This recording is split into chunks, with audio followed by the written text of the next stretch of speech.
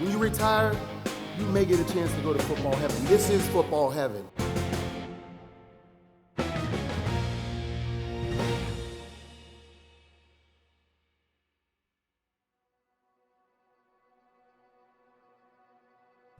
Hello and welcome to part 2 of the Mission Podcast exclusives. I'm your host, JAMIR HOWERTON. In our last installment, we learned about the pride that each member from this year's class has when they call Canton, Ohio, their second home. This week, we learn about the rich values of the game and the life lessons that these gridiron greats have learned over the course of their careers. I asked each living Hall of Famer from this year's class, if they were to teach a college course on the life lessons learned from the gridiron, what would that course syllabus look like? Here's a listen to what they had to say. Enjoy. Before we even get on the field or anything as such, first is humility. Come with humility. 2, come ready to learn. Be teachable, be coachable. And 3, play with your heart.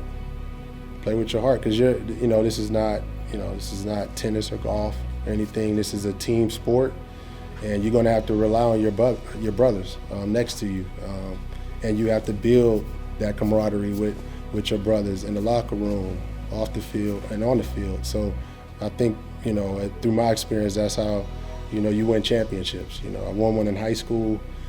I didn't win one in college, but I was able to win one in the pros as well. So I just think those ball clubs I was on, even when we won the Super Bowl 49 in New England, everything kind of played back on my state championship high school team. And everybody, those 2 teams are similar. Just similar in the way of everybody came with humility. They came and played with their heart, and everybody did their job. I think the title would be, you're only as good as what you intake. You're only as good as what you see, what you listen to, and what comes out of your mouth. Because what you see, the people that hang around you, so on and so forth, you become that. What you listen to, the exact same thing. It embeds in your life, and you start listening to it, and it starts becoming your life and your motto. And then you start to talk it to everybody else. So I would tell the kids that be careful, not who you hang around, but what you listen to and what you see in your life. Because eventually it's going to come out the exact same way. It's your diet. It's your diet. So what you eat usually is the way you look. But also now, take an even bigger picture, what you see and listen to comes out of your mouth, and it starts becoming your character and your mentality. Well, I think the worst thing that happens to you during that class is maybe you get too much notoriety too soon, and you really don't know how to handle it. And you kind of fall apart under it, thinking that your britches are bigger than the next guy's, And I think that's a great lesson in itself, because God has a way of making you come back to reality very quickly. And I think that's one of the greatest lessons. But then again, the other side of that lesson is the help and the gratitude you give to people who admire you, who root for you, who are out there in the cold weather and the rain and all, and cheering for you. It gives you another sense of what, good, wholesome America is about. And I think, honoring the fans and things like that, I think is a very important part of what we do. Well, I think a lot of it would be mindset, how you prepare yourself for a game, how you prepare yourself for a practice, how you motivate yourself, because in the NFL you have to be self-motivated. It's not about waiting for a teammate or a coach to come and start yelling at you.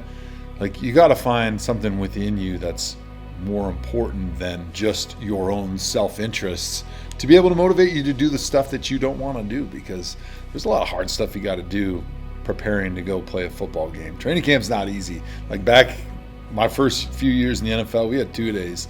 Like, we were on the field 6 hours banging skulls the whole time, and it was hot and it hurt, and you wake up sore and you got to go do it again.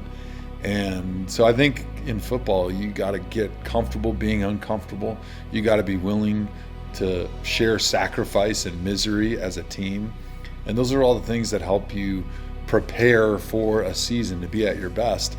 But I think it's impossible to get the most out of yourself if you're doing it for selfish reasons. But if you're doing it for your teammates, if you're doing it for your family, if you're doing it for your city and your team, like that's how you get the most out of yourself, and you get more out of yourself than you even realized was possible.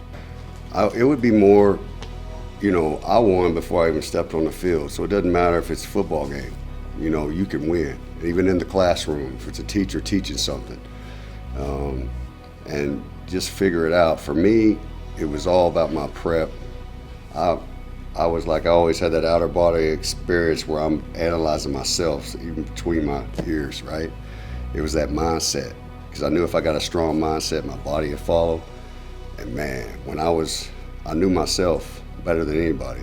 And sometimes everybody always just thinks, let's just go hard, we're gonna play hard. It's not that way. You gotta figure yourself out first between your ears, and then I get the best out of your preparation.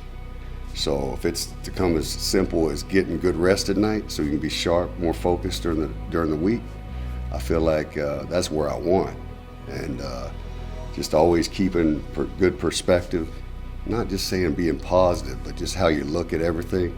Because when I go out to practice, if it was super hot, I wouldn't tell myself it was cold, but I say, man, this is going to get me right for that fourth quarter when you do make those Hall of Fame plays, And that's where I won pre-snap before I even stepped on the field. You start with yourself. You can know the X's and O's of football. That's easy. Just get in your playbook. You can figure out what that is. But if you don't know what you are, if you don't understand how you play or how what makes you good or what makes you not good, then you have no chance. I when I was playing, I had this little room that I used to commandeer, and I'd go watch film, and I'd watch a lot of practice film. I'd be watching our practice film, and it was really me studying my movements, what it looked like, what my reroutes look like versus this release or that release, or what my back pedal looked like. So I really had an understanding of my specific, traits that made me good. I understood those, and so that's where my course syllabus would start. It was like, you got to study yourself. It's great to study Steve Smith and Randy Moss and Chris Carter, all these other great wide receivers, but if you don't know how you're going to be able to deal with them, then you're probably not going to be successful. But yeah, it's the syllabus would include more self-reflection than anything, because I think that's more important than understanding your opponent. You got to understand yourself first. Another great conversation. Be sure to check out part 3 next week. And also, Class of 2023 exclusive gear is on sale right now. Please visit Pro Football Hall of Fame merch store online at profootballhalloffame.com. Enter code MISSION, that's MISSION, and receive 25% off your next purchase. I'm JAMIR HOWERTON. See you next time.